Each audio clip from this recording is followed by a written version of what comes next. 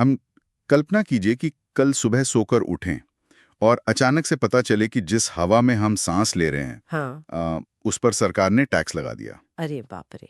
हाँ, मतलब सुनने में ये बात बिल्कुल बेतुकी और हास्यास्पद लगती है ना। बिल्कुल।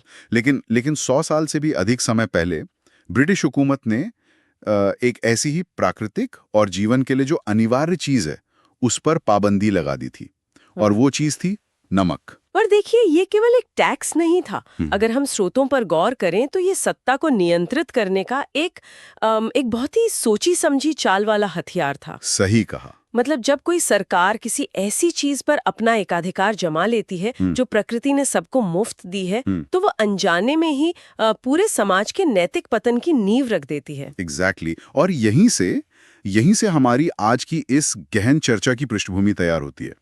आज हमारे पास जो स्रोत हैं उनमें मुंशी प्रेमचंद की ऐतिहासिक कहानी नमक का दारोगा का संपूर्ण विश्लेषण, सारांश और उसका ऐतिहासिक व सामाजिक संदर्भ शामिल है। जी। हमारा जो मिशन है ना, वो इस कहानी को सिर्फ एक साहित्य के पन्ने की तरह पढ़ना नहीं है, बल्कि हम ये डीकोड करने वाले हैं कि कैसे नमक की तस्करी पर रची गई एक सदी पुरानी कहानी बिल्कुल। आज भी व्यवस्था के भ्रष्टाचार, इंसान के लालच और पैसे बनाम नैतिकता की उस लड़ाई का सबसे सटीक विश्लेषण करती है, जो आज भी हमारे आसपास चल रही है। और ये चर्चा इस बात को भी परत दर परत खोलेगी कि समाज का जो पाखंड है वो असल में किस तरह काम करता है, हमारी न्याय व्यवस्था कैसे ताकतवरों को बचाती है, और क्यों कभी-कभी इस दुनिया में ईमानदारी पे टिके रहना एक इंसान के लिए सबसे बड़ा जोखिम बन जाता है। तो बिना देर किए इस दुनिया के रचयिता के दिमाग को समझने की कोशिश करते हैं।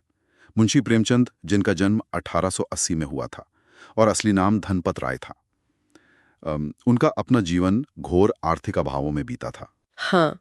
लेकिन स्रोतों में जो सबसे दिलचस्प बात सामने आती है वो ये है कि उन्होंने गांधी जी के असहयोग आंदोलन से प्रभावित होकर अपनी एक सुरक्षित सरकारी नौकरी से इस्तीफा दे दिया था। और देखिए, उनका ये इस्तीफा महज एक राजनीतिक कदम नहीं था।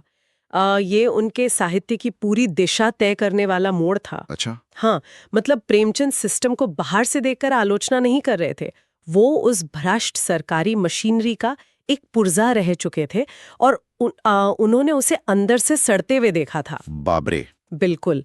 इसी गहरे अनुभव ने उन्हें हिंदी साहित्य को परियों और जादुई तिलिस्म की दुनिया से खींचकर असल जिंदगी की खुरदरी जमीन पर लाकर खड़ा करने की दृष्टि दी। मतलब आज के समय में देखें तो वो किसी विसल ब्लोअर से कम नहीं लगते। सही कहा।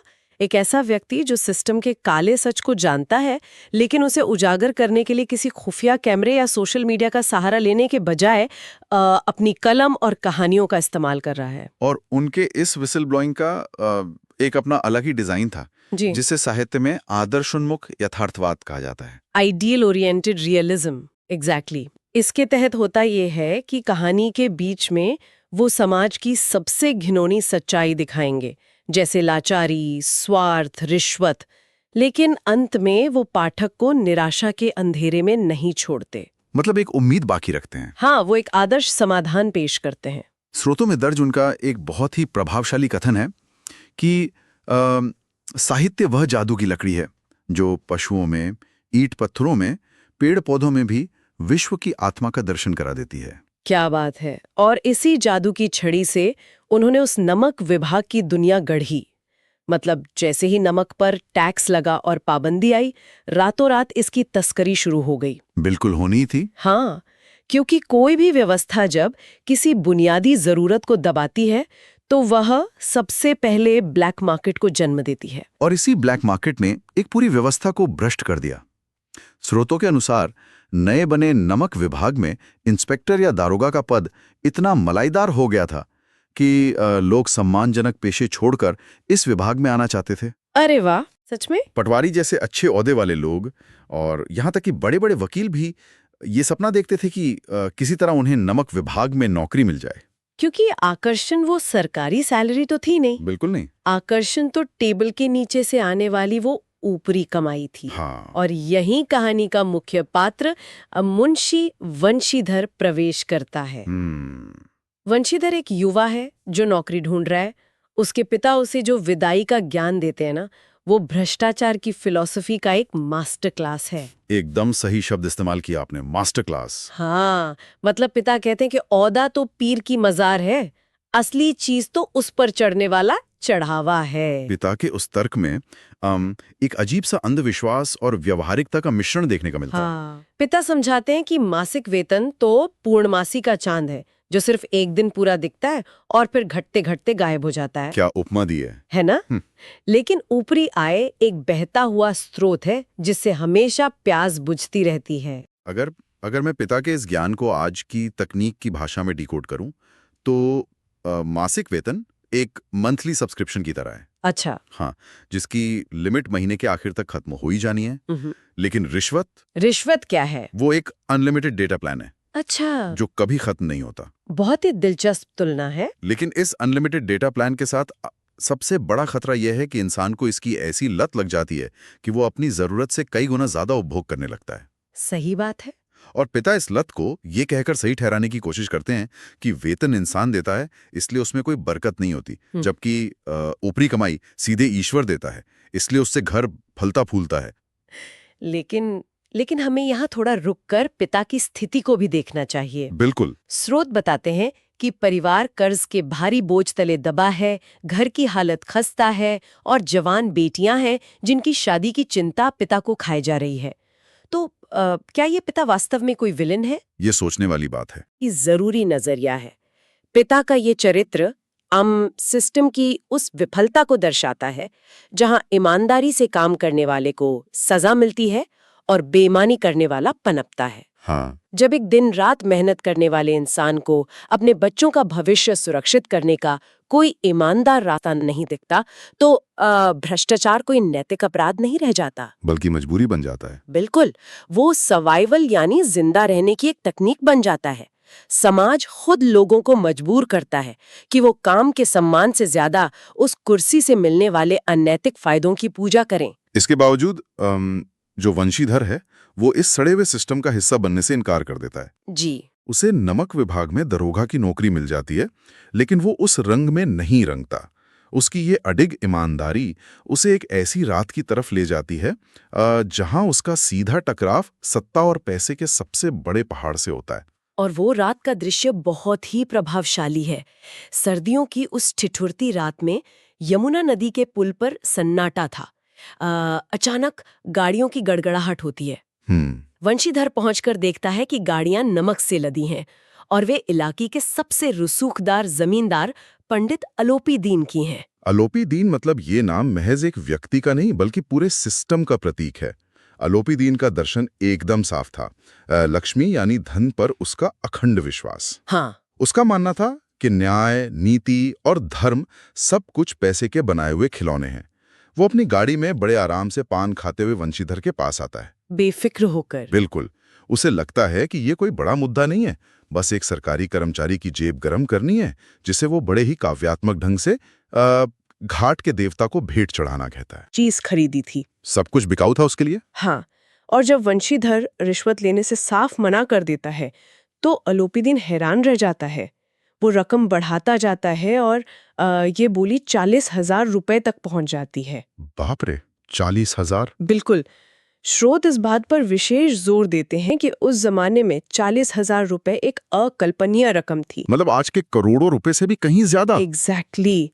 ये रकम एक इंसान की 7 पीढ़ियों को आबाद करने के लिए काफी थी। और यहीं पर मेरे मन में ये सवाल उठता है कि जब इतनी बड़ी रकम सामने हो तो वंशीधर का उसे ठुकरा देना और ये कहना कि हम अपना ईमान नहीं बेचते, क्या ये सिर्फ उसकी नैतिकता थी? आप क्या सोचते हैं? मतलब या फिर सत्ता के इतने बड़े प्रतीक को अपने सामने घुटने टेकते हुए देखने का अहंकार? जब आप एक ऐसे व्यक्ति को गिरफ्तार करते हैं जिसके इशारे पर पूरी सरकार नाचती हो, तो उसमें ईगो की संतुष्टि भी तो शामिल होती है ना? देखिए, किसी को झुकाने का नशा एक इंसान में हो सकता है, लेकिन वंशीधर का कदम अहंकार से बहुत आगे की चीज थी। अच्छा। हाँ, अलोपी दीन का जो साम्राज्य था वो पैसे और खौफ पर टिका था, लेकिन वंशीधर के पास केवल उसका कर्तव्य और सत्य था।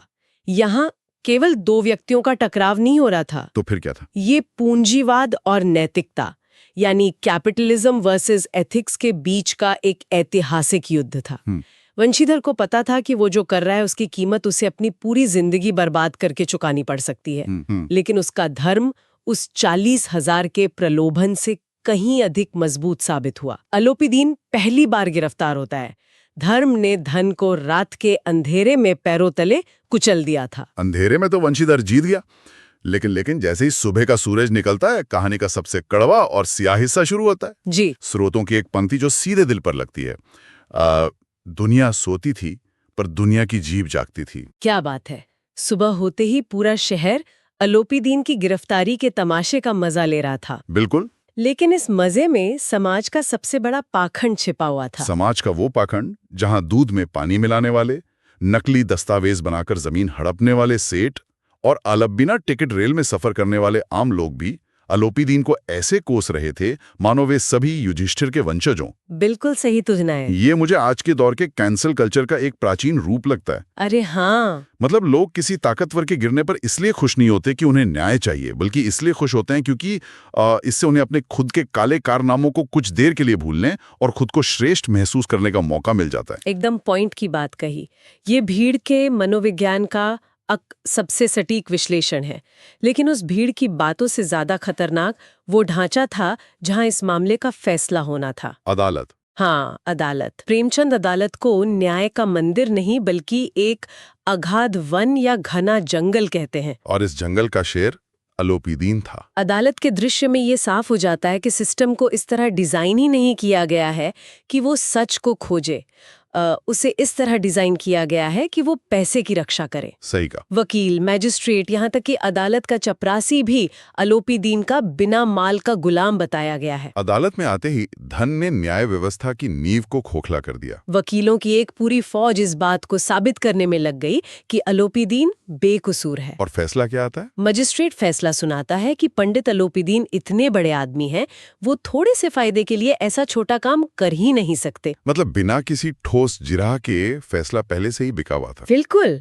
अदालत रूपी इस कुरुक्षेत्र में दिन के उजाले में धन ने धर्म को बुरी तरह परास्त कर दिया। अलोपीदीन से सम्मान बरी हो जाता है। और सजा किसे मिलती है? उस दरोगा को जो सिर्फ अपनी ड्यूटी कर रहा था। विडंबना देखिए। मजिस्ट्रेट वंशीधर को चेतावनी देता है कि उसने एक भले आदमी को परेशान किया है और चंद दिनों के भीतर ही वंशीधर को नौकरी से बर्खास्त कर दिया जाता है। लेकिन कहानी की असली क्रूरता तो तब सामने आती है जब वंशीधर घर लौटता है। घर लौटने पर जो होता है वो प्रेमचंद के आलोचनात्मक यथार्थवाद का सबसे निर्मम पहलू है। उसे अपने ही घर में कोई सहानुभूति नहीं मिलती। उसके पिता उसे देखकर गालियां देते हैं। वो एक ताना मारते हैं कि घर में चाहे अंधेरा हो, मस्जिद में अवश्य दिया जलाएंगे। बहुत गहरी बात है। इस एक लाइन में पिता की पूरी कुंठा बाहर आ जाती है कि जब अपना ही परिवार भूखमरी की कगार पर है तो दुनिया को सुधारने का ये नाटक क्यों? हाँ। माँ की तीर्थयात्रा पर जाने की बची खुची उम्मीदें भी राख हो जाती हैं और पत्नी कई दिनों तक उससे सीधे मुंह बात तक नहीं करती। वंशीधर पूरी तरह से टूट चुका था। उसने अपनी नौकरी, समाज का सम्मान और अपने परिवार का प्यार सब कुछ एक ही झटके में खो दिया था। ये हिस्सा हमें ये कड़वी सच्चाई दिखाता है कि जब कोई व्यक्ति एक भ्रष्ट व्यवस्था से टकराता है तो अंत में कोई ताली नहीं बजाता। सच्चाई की कीमत अक्सर पूर्ण अलगाव और सामाजिक व आर्थिक बर्बादी होती है। अगर कहानी यहीं खत्म हो जाती तो ये महज एक डरावनी त्रासदी होती, लेकिन फिर कहानी में वो अप्रत्याशित मोड़ आता है। बिल्कुल। घटना के एक हफ्ते बाद अलोपीदीन एक भव्य और सजे हुए रथ में वंशीधर के घर के दरवाजे पर आकर रुकता है। वंशीधर के पिता को लगता है कि अलोपीदीन उन्हें और जलील करने या बदला लेने आया है। वे तुरंत ही अपनी पुरानी चापलूसी पर उतर आते हैं और अपने ही बेटे को बुरा भला कहने लगते हैं। लेकिन अलोपीदीन उन्हें बीच में ही टोक देता है। वह वंशीधर को कुल तिलक और धर्मपरायण कहता है। और इसके बाद अलोपीदीन एक स्टैम्प पेपर निकालता है। वो वंशीधर को अपनी पूरी जायदाद का स्थायी मैनेजर नियुक्त करने का प्रस्ताव देता है। जी। और वेतन सुनकर तो किसी के भी होश उड़ जाएं। 6,000 रुपए सालाना। इसके अलावा रहने के लिए बंगला, सफर के लिए सवारी और रोजमर्रा का खर्च बिल्कुल अलग। वंशीधर के लिए ये विश्वास करना मुश्किल था। वो संकोच में पड़ जाता है और कहता है कि उसके पास इतनी बड़ी जिम्मेदारी संभालने की ना तो विद्या है ना अनुभव। फिर अलोपीदीन क्या करता है? अलोपीदीन उसे जवाब देता है कि उसे किसी विद्वान या अनुभवी मुंशी की जरूरत ही नहीं है। वो परमात्मा से सिर्फ ये प्रार्थना करता है कि वंशीधर को हमेशा वही अमर नदी के किनारे वाला बेमुरव्वत उद्दंड किंतु धर्मनिष्ठ दरोगा बनाए रखे। ओहो। यह सुनते ही वंशीधर की आंखों में आंसू आ जाते हैं और वो कांपते हाथों से उस कागज पर दस्तखत कर देता है। दस्तखत हो जाते हैं और कहानी खत्म हो जाती है। लेकिन अगर हम इस अंत को थोड़ा चीर-फाड़ कर देखें तो एक बहुत ही चुभने वाला सवाल खड़ा होता है। कैसा सवाल? क्या अलोपीदीन ने आखिरकार वंशीधर को खरीद नहीं लिया? जो काम गैर कानूनी तरीके से नदी किनारे 40,000 रुपए की नकद रिश्वत से नहीं हो पाया, वो काम एक legal high-paying corporate job offer ने कर दिया। क्या ये सच में धर्म की जीत थी, या फिर ये पूंजीवाद की एक और चाल थी जहां उसने अपने सबसे बड़े और ईमानदार आलोचक को अपना ही कर्मचारी बना लिया? देखिए, आधुनिक नजरिया इस ओर इशारा जरूर करता है, लेकिन अगर हम प्रेमचंद के आदर्शोन्मुख यथार्थवाद के चश्मे से देखें तो ये वंशीधर की नहीं बल्कि अलोपीदीन के भ्रष्ट साम्राज्य की हार थी। कैसे? अलोपीदीन भारी आत्मग्लानि से भरा हुआ था। उसने जीवन में पहली बार ये महसूस किया था कि दुनिया की हर चीज बिकाऊ नहीं है।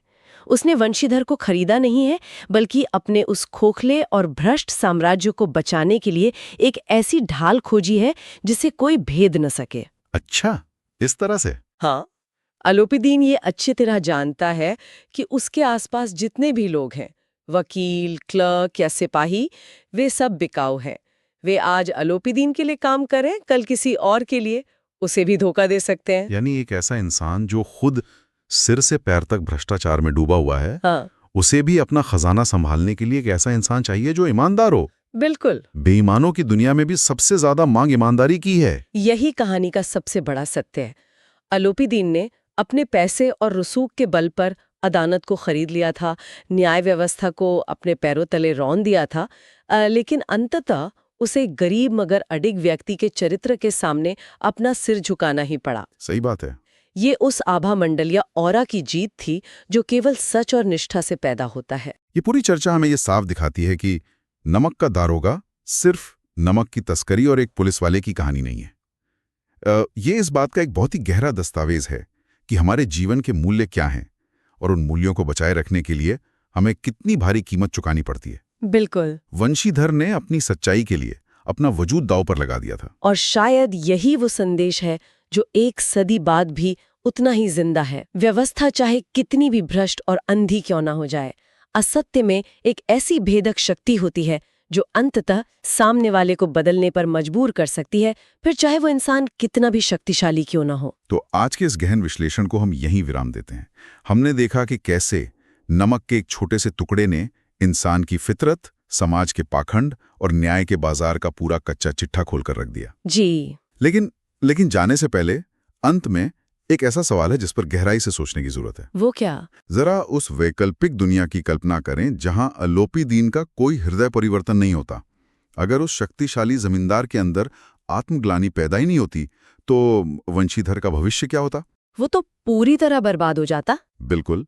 वो एक हारी हुई लड़ाई का शिकार बनकर अपने ही परिवार द्वारा तिरस्कृत होकर गरीबी में अपनी पूरी जिंदगी काट देता। तो सोचने वाली बात यह है कि क्या आज की इस आधुनिक और व्यावहारिक दुनिया में ईमानदारी तभी जीतती है जब कोई ताकतवर भ्रष्ट इंसान दया खाकर उसे इनाम देने का फैसला करता है? बहुत ही गहरा सवाल है। क्या हम आज भी ऐसे जादुई और आदर्शवादी अंत की उम्मीद कर सकते हैं, या आज का यथार्थ मुंशी प्रेमचंद के यथार्थ से कहीं अधिक खौफनाक और कड़वा हो चुका है? इस सवाल को अपने भीतर गूंजने दें।